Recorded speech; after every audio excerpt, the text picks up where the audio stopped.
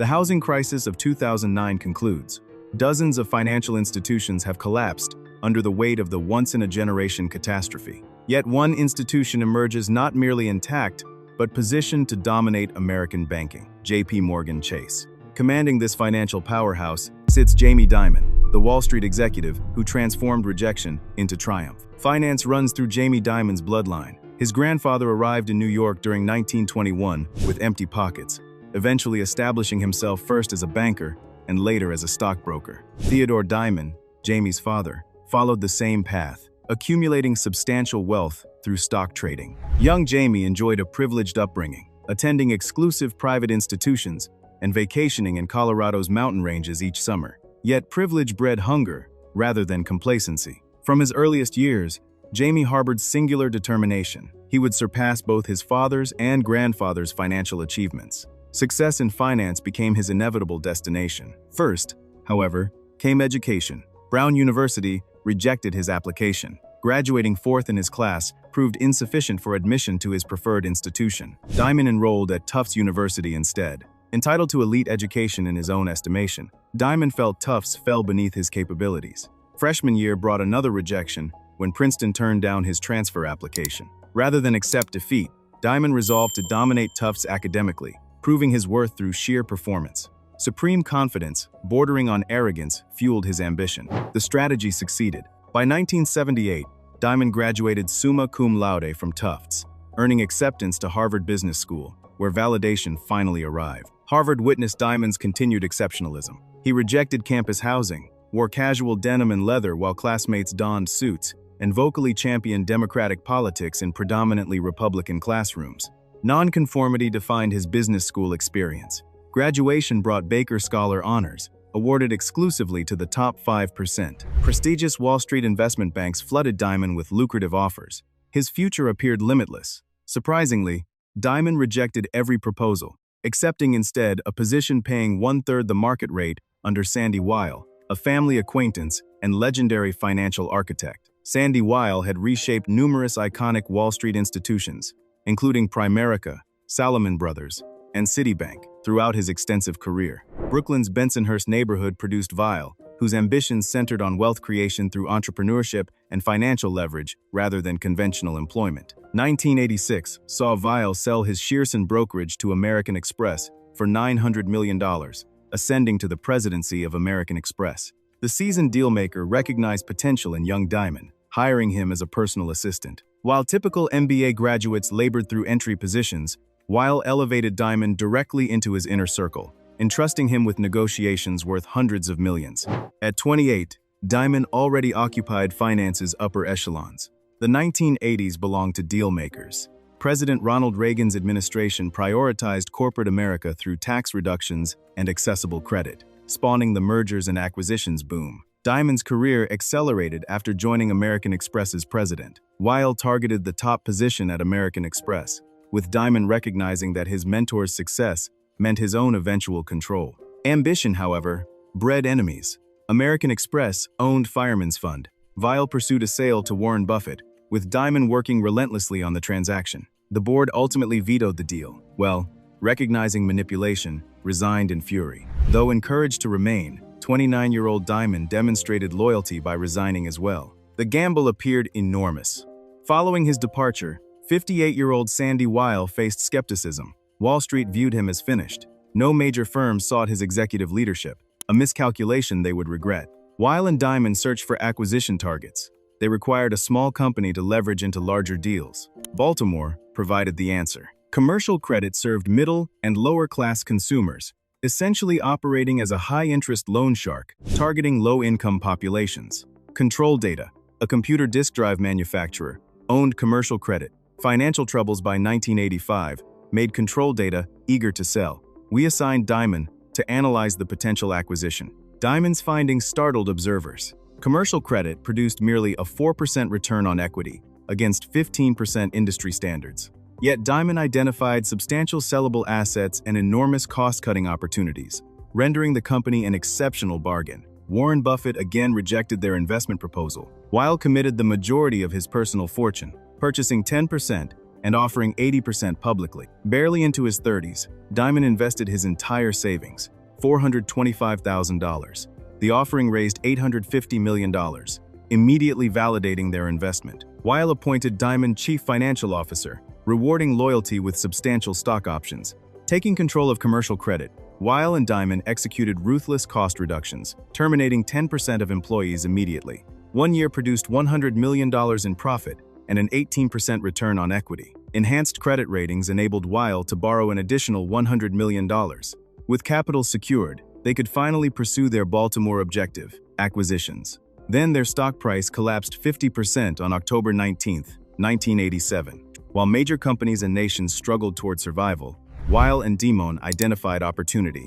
Survival of the fittest principles governed their response. Commercial credit's robust balance sheet positioned them superior to competitors. They repurchased shares cheaply and absorbed struggling firms at minimal cost. The subsequent decade established them as prolific dealmakers.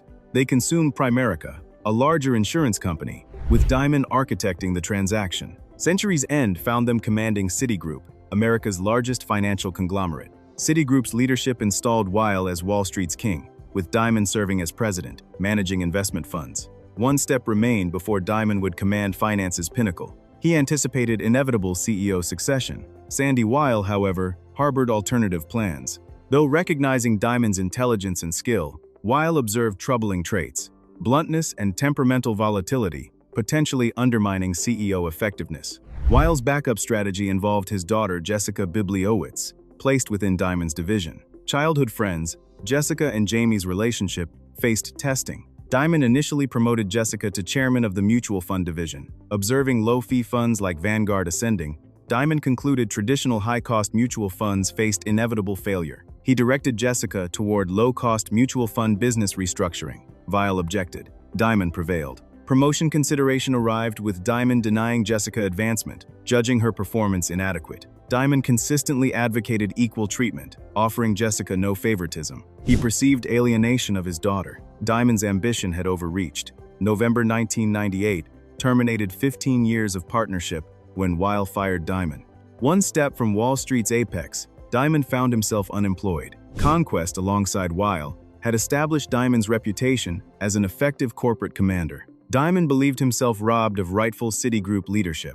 Without Dimon, Weill's comeback would never have materialized. Massive success would provide the ultimate revenge. 1999 delivered unexpected opportunity. Bank One, Chicago's mismanaged financial conglomerate, struggled badly. Industry rankings placed its credit card service last due to poor customer treatment and concealed charges.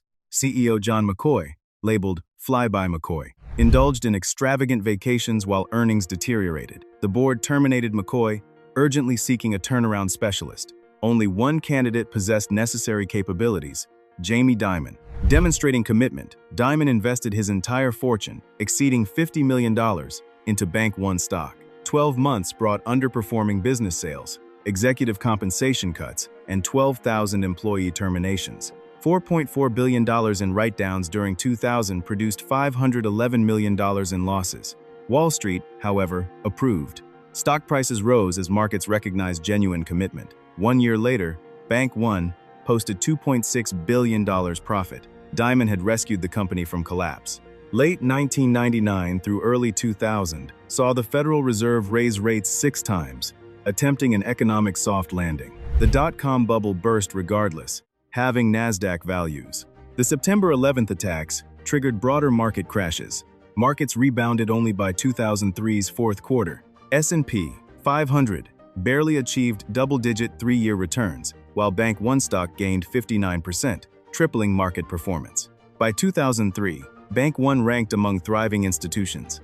Dimon had methodically plotted his return. His reputation as a ruthless turnaround specialist attracted attention from one particular Wall Street bank. J. Pierpont Morgan founded J.P. Morgan. 2003 found J.P. Morgan Chase transformed into a dormant giant after a century of evolution. Enron scandal fines totaled $135 million, damaging public perception. Retiring CEO William Harrison recognized the necessity of finding someone resembling the founder. Both Bank One and J.P. Morgan pursued deals.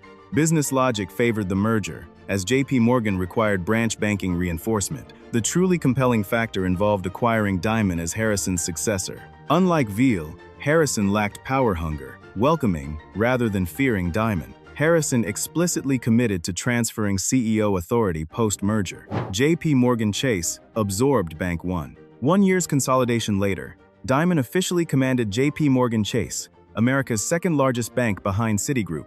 Assuming J.P. Morgan leadership, Dimon implemented his characteristic approach: cost reduction, incentive restructuring, and fortress balance sheet construction. Wall Street measured only profits. Defeating Citigroup required superior earnings.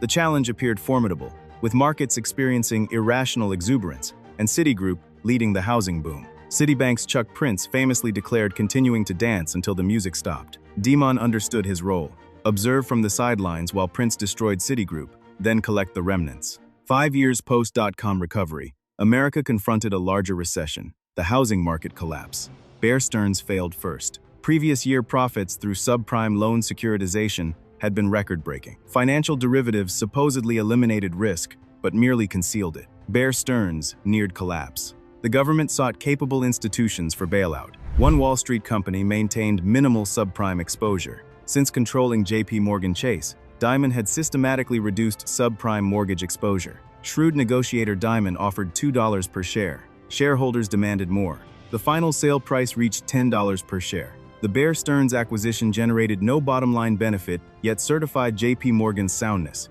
elevating Dimon to finance's summit. 2008's conclusion found Dimon practically alone standing. Morgan's house had become Dimon's house. Compared to competitors, J.P. Morgan Chase appeared safer, nearly functioning as the ultimate reserve bank. Money market management absorbed $200 billion during 2008 alone. Commercial banking income rose 27% during 2008, while recession gripped the nation. Citigroup experienced different outcomes.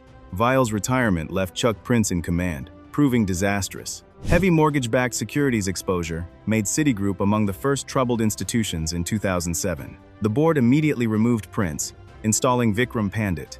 Too late. Damage was complete. Retirement witnessed Weill observing the catastrophe unfold. Firing Dimon represented perhaps his career's worst decision. Their relationship, complex as father and son, likely included Weill's secret pride in Dimon's accomplishments. 2020 found Dimon again, standing alone, the sole surviving Wall Street CEO from 2008's recession. Principled behavior separates Dimon from other business leaders. Authenticity defines him. He maintains value systems applied universally, including to himself. If this account of ambition, banishment, and restoration prompts reflection on how determination and disciplined risk management survive catastrophic market failures, share it with someone who needs to understand that fortress balance sheets and calculated patience can transform exile into empire. And follow along for more histories of leaders who converted their greatest rejections into their most significant victories.